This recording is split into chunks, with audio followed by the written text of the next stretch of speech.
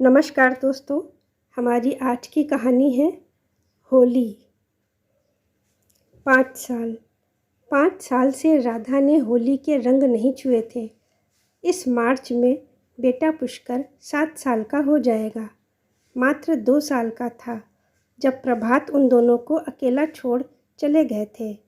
उनके अतीत की कुछ स्मृतियां ही शेष थी उसके पास, जिन्हें वह भूलना नहीं चाहती थी। एयरफोर्स में थे प्रभात, लड़ाकू विमान उड़ाया करते थे। कितना गर्व था उसे अपने पति पर। रोज की तरह उस रात भी फ़ोन आया था उनका। बताया था कि किसी सीक्रेट मिशन पर भेजा जा रहा है। 4-5 दिन बात नहीं हो पाएगी, कॉल मत करना। मम्मी पापा को भी बता दिया है। और हाँ, चिंता मत करना, मेरे पुष्कर का ख्याल रखना। छुट्टी के लिए अर्जी दे दी है, जल्दी ही सफल होकर लौटूंगा। फिर होली और पुष्कर का जन्मदिन धूमधाम से मनाएंगे। अपना ध्यान रखना। बस इतना ही बोल पाई थी राधा। तुम भी कहकर संपर्क कट गया था। बस यही उनकी आखिरी बातचीत हुई थी। 18 मार्च की होली थी और 25 मार्च को पुष्कर का जन्मदिन। प्रभात के आने की खबर से राधा रोमांचित हो उठी थी। अपनी तरफ से तैयारी भी शुरू कर दी थी। प्रभात के लिए कुछ उपहार भी खरीदे थे, इतने समय बाद जो मिल रहे थे। परंतु नियति शायद कुछ और ही थी। 4 दिन ही बीते थे कि उनके एक मित्र विशाल घर आए और बताया कि पता चला है कि प्रभात का विमान अचानक लापता हो गया है। कुछ पता नहीं चल रहा कि इमरजेंसी में कहीं उतारा गया है या क्रैश कर गया। संपर्क टूट गया है। जैसे ही पता चलेगा खबर की जाएगी। सुनते ही राधा तो बेहोश हो गई थी। मम्मी का भी रो रो कर बुरा हाल था। बस पापा ही अपने में हिम्मत बांधे हुए थे। प्रभात की गैरहाजिरी में विशाल ही हमेशा परिवार की देखभाल करते आए थे। आज भी वही संभाल रहे थे। अगले 2 दिनों में विमान क्रैश होने की खबर आ गई। प्रभात का कुछ अता पता नहीं था। बहुत तलाश हो रही थी, लेकिन कोई सफलता हाथ नहीं आई थी। सब यही मानने लगे थे कि विमान के नष्ट होने के साथ साथ प्रभात भी नहीं रहे। उनके शौर्य और पराक्रम के लिए एक मेडल और प्रशस्ति पत्र दिया गया, जो पापा ने गर्व के साथ सिर माथे से लगा लिया। मम्मी ने भी नम आंखों से सलामी दी, पर मन में यह आस बनाए रखी कि उनका बेटा एक दिन अवश्य लौटेगा। और राधा तो चुपचाप ही एक गहन खामोशी के साथ सब सहन करती रही। उसके मन यह मानने को तैयार ही नहीं था कि प्रभात अब उसके साथ नहीं है।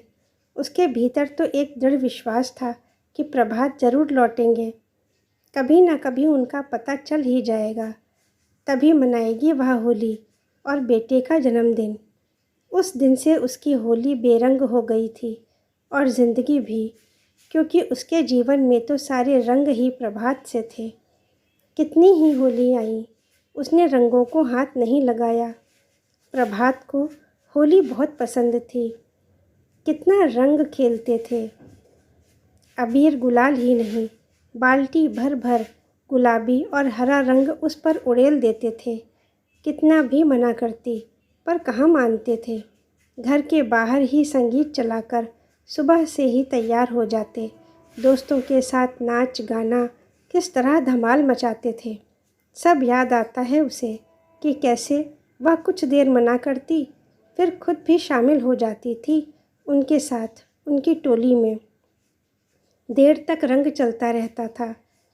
यही स्मृतियाँ थीं जिनके सहारे वह पिछले 5 साल से जी रही थी। मन में एक ही आस पल रही थी कि किसी दिन प्रभात लौट आएंगे। उन्होंने लौटने का वादा किया था। उसी दिन मनाएगी वह होली। प्रभात के न मिलने से उनके मम्मी पापा भी कमज़ोर हो गए थे। राधा ने बड़ी हिम्मत करके मम्मी पापा और पुष्कर को संभाला था। वे दोनों अकेले रह जाएंगे, यही सोचकर वह कभी मायके भी नहीं गई। वरना उसके मम्मी पापा ने बहुत कहा कि वापस आ जाए या शादी करके फिर से घर बसा ले। पर उसे हिम्मत नहीं हारनी थी। यहीं इंतज़ार करना था सबके साथ। साथ देने के लिए पीछे खड़ा होता विशाल, प्रभात का जिगरी दोस्त। ज़रूरत पड़ने पर पापा विशाल को बुला लेते। वो भी जैसे उनके खोए हुए बेटे की कमी को पूरा करने की कोशिश करता रहता। राधा ने एक स्कूल में नौकरी कर ली। अपने को व्यस्त रखने के लिए संगीत गायन की कक्षाएं लेनी शुरू कर दीं। घटना के 6 महीने बाद फिर से कॉल आई कि आकर प्रभात का सामान ले जाए। पापा विशाल के साथ जाकर सारा सामान ले आए। मम्मी ने सब सामान सहेज कर रखवा दिया कि प्रभात के लौटने पर सब ज्यों का त्यों मिले। सामान में एक डायरी भी थी जिसमें प्रभात ने अपने अनुभव लिख रखे थे। आखिरी पेज पर शायद जाने वाले दिन उसने लिखा था, आज एक कठिन मिशन पर जा रहा हूँ, पता नहीं लौटूंगा या नहीं। अगर ना लौटूं तो मेरे परिवार का ख्याल रखना और राधा की दूसरी शादी करवा देना। मैं उसके जीवन में सूने रूप की कल्पना नहीं कर सकता। मैं चाहता हूँ मेरे बाद भी उसका साज सिंगार ऐसे ही बना रहे। सुनते ही राधा विचलित हो उठी। सबके कहने पर भी राधा इसके लिए तैयार न हुई। ना ही उसने अपनी बिंदी हटाई, ना सिंदूर और ना ही मंगलसूत्र उतारा। हाँ, कपड़े ज़रूर हल्के रंग के पहनने लगी थी। उसे याद था एक बार करवा चौथ पर उसे तैयार देख प्रभात ने कहा था, राधा तुम हमेशा ऐसे ही सिंगार करके रहना, तुम पर बहुत जचता है यह सब। मैं ना रहूं तब भी ऐसे ही रहना। राधा ने नाराज़ होते हुए कहा था, क्या आज के दिन भी ऐसी अशुभ बातें कर रहे हैं? क्या पता था वह कहा हुआ सच हो जाएगा। यही सिंगार तो उसकी शक्ति था जो उसके विश्वास को दृढ़ता प्रदान कर रहा था। इस बार की होली 25 मार्च की है। पूरे 5 वर्ष हो जाएंगे उसे प्रभात का इंतज़ार करते हुए। उसे हल्की ठंड महसूस होने लगी थी। शॉल ओढ़कर नीचे आ गई जहाँ मम्मी आलू के पापड़ बनाने की तैयारी कर रही थीं। वह भी मदद करने लगी। अंतिम पापड़ डाल रही थी तभी गेट खोलकर विशाल दाखिल हुआ। उसके साथ वायुसेना के ही 2 लोग और थे। अंकल कहाँ हैं? उसने पूछा। कमरे की ओर इशारा करते हुए राधा ने उत्सुकता दिखाई। क्या हुआ? बिना बोले विशाल कमरे में चला गया। कुछ देर वे तीनों पापा से बात करते रहे। जाते समय विशाल ने बस इतना ही कहा, राधा शायद तुम्हारा इंतज़ार ख़त्म हो गया। उम्मीद की एक किरण जगी है। एक ऐसे व्यक्ति का पता चला है जिसका हुलिया काफ़ी कुछ प्रभात से मिलता है। यह लोग उसे यहाँ ला रहे हैं। तब हम सबको चलना होगा। 3 दिन काटने उन सब के लिए कठिन थे। चौथे दिन विशाल के साथ वे तीनों वायुसेना के ऑफिस में पहुँचे। सामने बैठे व्यक्ति को देख राधा जड़वत हो गई। खुशी से आंखें बरस पड़ीं। प्रभात उसके मुंह से निकला। बढ़ी हुई दाढ़ी, बिखरे बाल, अजीब सी वेशभूषा में भी उन चारों ने उसे सहजता से पहचान लिया। सेना के अधिकारियों ने कुछ खास जांच पड़ताल के बाद स्वीकार किया कि वह प्रभात ही है। लेकिन प्रभात किसी को न पहचान सका। उसे कुछ याद नहीं था। अधिकारियों ने बताया, घटनास्थल के पास के एक गांव से उसे लाए हैं। संभवतः घायल अवस्था में उसे गांव के लोग उठा ले गए थे। प्रभात को कुछ याद नहीं था, अपने बारे में कुछ न बता सका। इसीलिए वह वहीं उसी गांव में उन्हीं लोगों के साथ रह रहा था। प्रभात के इस तरह मिल जाने से राधा जितनी खुश थी उतनी ही स्तब्ध भी, क्योंकि प्रभात उसे नहीं पहचान रहा था।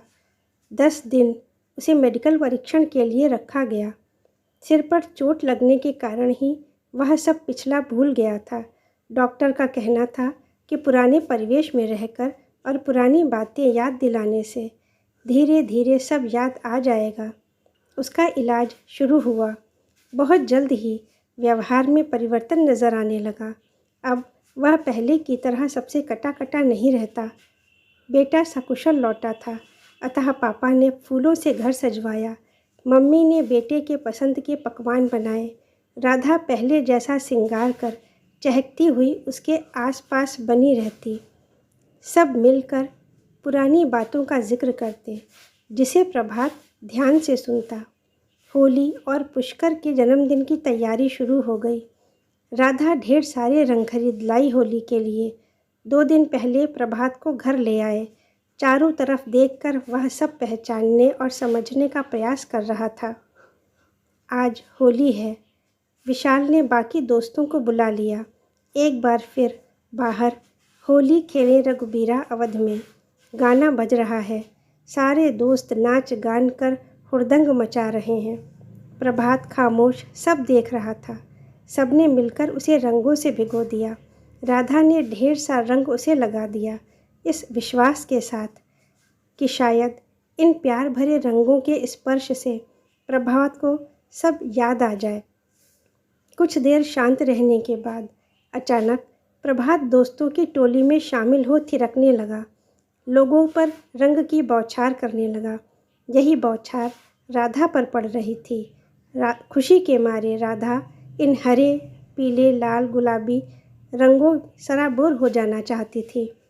आखिर आज होली में उसके जीवन के रंग वापस लौट आए थे। दोस्तों, होली के यही रंग आप सबके जीवन में उमंग, उत्साह, उल्लास भरते रहें, यही शुभकामना है। धन्यवाद।